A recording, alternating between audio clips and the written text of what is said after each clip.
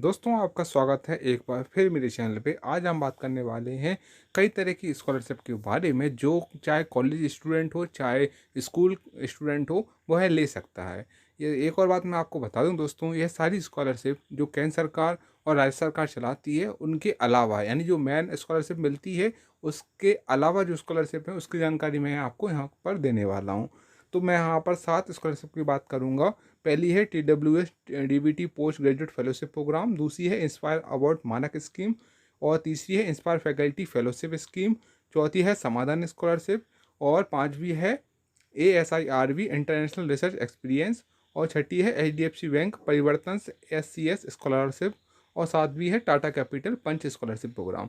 इन सब की जानकारी मैं आपको अंदर बताऊंगा कि क्या योग्यता है और कौन आवेदन कर सकता है और कितना इसमें स्कॉलरशिप दी जाती है। चलिए शुरू करते हैं पहली स्कॉलरशिप से। सबसे पहले हम बात करते हैं टाटा कैपिटल पंच स्कॉलरशिप प्रोग्राम। अब बात करते हैं किसके लिए। टाटा कैपिटल लिमिटेड द्वारा कक्षा छठी से लेकर 12वीं तक एवं ग्रेजुएट कोर्स में पढ़ने वाले स्टूडेंट से स्कॉलरशिप के लिए आवेदन आमंत्रित किए गए हैं। स्कॉलरशिप का उद्देश्य वंचित वर्ग के होनहार छात्रों को आर्थिक रूप से मदद करना है। अब बात करते हैं क्या एलिजिबिलिटी है, क्या योग्यता है। ऐसे कैंडिडेट जो कक्षा छठी से लेकर 12वीं तक यानी 6 से लेकर 12 तक या फिर अंडर ग्रेजुएट जर्नल या फिर प्रोफेशनल कोर्स में की पढ़ाई कर रहे हों, वे इसके लिए आवेदन कर सकते हैं। छात्र ने क्वालिफाइंग एग्जाम में कम से कम 60% अंक प्राप्त किए हों। कैंडिडेट के परिवार की सभी स्तरों से सालाना आय 4 लाख से अधिक नहीं होना चाहिए। अब बात करते हैं क्या मिलेगा। इसमें दोस्तों ट्यूशन फीस का 80% तक राशि प्रदान की जाएगी। आवेदन की अंतिम तिथि 31 अगस्त 2022 है।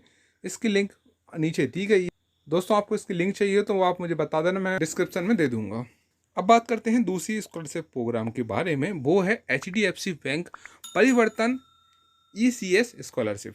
अब बात करते हैं किसके लिए है। HDFC बैंक द्वारा कक्षा 1 से लेके PG तक की पढ़ाई कर रहे स्टूडेंट से आवेदन आमंत्रित किए गए हैं। योग्यता के बारे में बात करते हैं।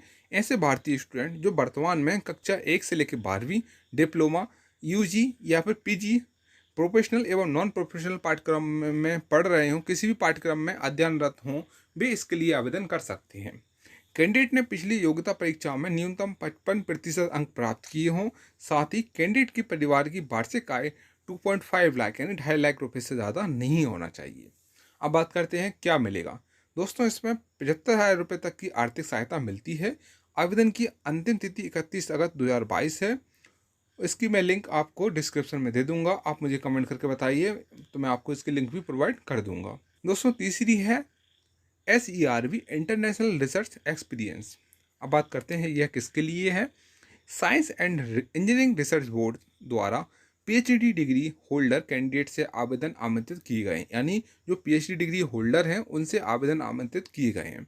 इसका उद्देश्य कैंडिडेट को विज्ञान एवं टेक्नोलॉजी से जुड़े रिसर्च क्षेत्र यानी आपके लिए रिसर्च वर्क के लिए अनुभव प्राप्त करने में मदद करना है। योग्यता के बारे में बात करते हैं।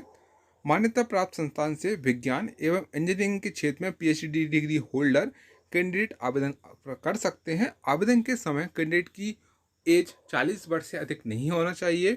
आवेदन की अंतिम तिथि 30 अगस्त 2022 है। अब बात करते हैं चौथी स्कॉलरशिप, समाधान स्कॉलरशिप। यह केंद्र सरकार के मानव एवं संसाधन विकास मंत्रालय के द्वारा 10वीं से लेकर ग्रेजुएशन, पोस्ट ग्रेजुएशन डिग्री अथवा डिप्लोमा स्टूडेंट को आर्थिक सहायता प्रदान करने के लिए उद्देश्य से यह स्कॉलरशिप प्रदान की जाती है। योग्यता के बारे में बात करते हैं। केवल इंडियन स्टूडेंट इसके लिए आवेदन कर सकते हैं। कैंडिडेट की एज 16 से 40 साल के बीच होना चाहिए। इसमें 20,000 रुपये तक की आर्थिक सहायता आपको मिलती है। आवेदन की अंतिम तिथि 17 अगस्त 2022 है। अब बात करते हैं पांचवी, inspire faculty fellowship scheme 2022। Bharat सरकार के विज्ञान एवं प्रौद्योगिकी मंत्रालय द्वारा PhD डिग्री होल्डर कैंडिडेट से आवेदन आमंत्रित किए गए हैं। योजना का उद्देश्य कैंडिडेट को बेसिक एवं नेचुरल साइंस का अध्ययन करने के लिए प्रेरित करना है। अब बात करते हैं योग्यता के बारे में। विज्ञान, मैथमेटिक्स, इंजीनियरिंग, फार्मेसी, मेडिसिन अथवा एग्रीकल्चर से संबंधित विषयों में PhD डिग्री होल्डर कैंडिडेट इसके लिए आवेदन कर सकते हैं। इसके साथ ही कैंडिडेट ने सीनियर सेकेंडरी से लेकर सभी उच्च डिग्री में न्यूनतम 60% या समतुल्य अंक प्राप्त किए हों। आवेदन के समय कैंडिडेट की एज 32 वर्ष से अधिक नहीं होना चाहिए। इसमें आपको ₹1.25 लाख प्रति माह की राशि एवं अन्य पुरस्कार मिलती है। आवेदन की अंतिम तिथि 15 अगस्त 2022 है। अब बात करते हैं इंस्पायर अवार्ड मानक स्कीम। यह भी भारत सरकार के विज्ञान एवं प्रौद्योगिकी मंत्रालय द्वारा 6ठी से 10वीं कक्षा के बीच पढ़ाई करने वाले स्टूडेंट में रचनात्मक सोच पैदा करने के उद्देश्य से यह पुरस्कार प्रदान किए जाते हैं। योग्यता के बारे में बात करते हैं तो 6ठी से 10वीं कक्षा के बीच पढ़ाई करने वाले 10 से 15 आयु वर्ग के कैंडिडेट इसके लिए आवेदन कर सकते हैं। इसमें दोस्तों 10,000 रुपये तक की आर्थिक सहायता मिलती है। आवेदन की अंतिम तारीख 30 सितंबर 2022 है। अब बात करते हैं TW DVT post graduate fellowship programme. Bharat सरकार के विज्ञान एवं प्रौद्योगिकी मंत्रालय द्वारा PhD करने वाले कैंडिडेट से आवेदन आमंत्रित किए गए हैं। इसमें योग्यता के बारे में बात करते हैं तो यह फेलोशिप विकासशील देशों भारत के अलावा के नागरिकों के लिए है, यानी जो नॉन इंडियन है वो भी अप्लाई कर सकते हैं। कैंडिडेट के पास भारत या किसी विकसित देश में अस्थायी अथवा स्थायी निवास के लिए वीजा नहीं होना चाहिए। साथ ही कैंडिडेट ने विज्ञान इंजीनियरिंग में मास्टर या समकक्ष डिग्री के साथ अपने देश में PhD के लिए पंजीकरण कराया हो या भारत की किसी यूनिवर्सिटी में PhD के लिए पंजीकरण कराने का इच्छुक होना चाहिए। कैंडिडेट की उम्र 45 वर्ष से अधिक नहीं होना चाहिए।